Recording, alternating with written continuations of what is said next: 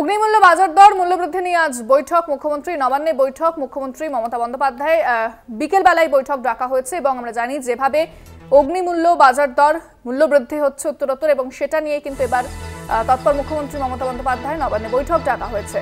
ফোনে রয়েছেন আমাদের বিশেষ প্রতিনিধি দেবজ্যোতি ঘোষ। দেবজ্যোতি, মূল্যবৃদ্ধি নিয়ে আজ বৈঠক মুখ্যমন্ত্রী। বিকেল 4টার সময় মমতা বন্দ্যোপাধ্যায় আজকে বৈঠকে বসবেন।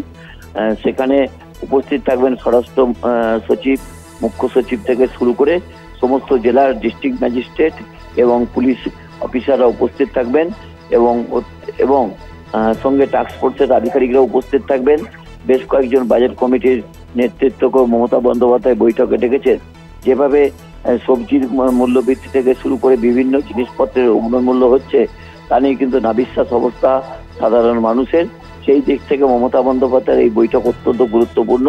কয়েক মাস ধরে যেভাবে সবজির বাজারের অগ্নিমূল্য হয়েছে এবং বাজারে নিত্যপণ্যের যেভাবে দাম বাড়ছে তা নিয়ে কিন্তু অত্যন্ত চিন্তিত রাজ্যের মুখ্যমন্ত্রী। সেই মতো টাস্ক ফোর্সের কর্তাদের তিনি নির্দেশ দেবেন। এছাড়াও জেলার পুলিশ কমিশনার থেকে শুরু করে জেলার পুলিশ সুপার এবং ডিস্ট্রিক্ট ম্যাজিস্ট্রেটদেরও গোটা বাজারের উপর নজরদারিরও নির্দেশ দেওয়া হচ্ছে। এরপরে দেখার যে মমতা বন্দ্যোপাধ্যায় আজকের এই সভা থেকে কি বার্তা দেন। অত্যন্ত গুরুত্বপূর্ণ। তৃণমূল নেত্রী তথা রাজ্যের মুখ্যমন্ত্রী মমতা বন্দ্যোপাধ্যায় এই বাজারের অগ্নিমূল্য বৃদ্ধির জন্যই কিন্তু অত্যন্ত ক্ষুব্ধ এবং সেই মতোই তিনি আধিকারিকদের আজকে বৈঠকে ডেকেছেন। ধন্যবাদ দেবজ্যোতি। কথা বললাম বিশেষ প্রতিনিধি দেবজ্যোতি ঘোষের সঙ্গে।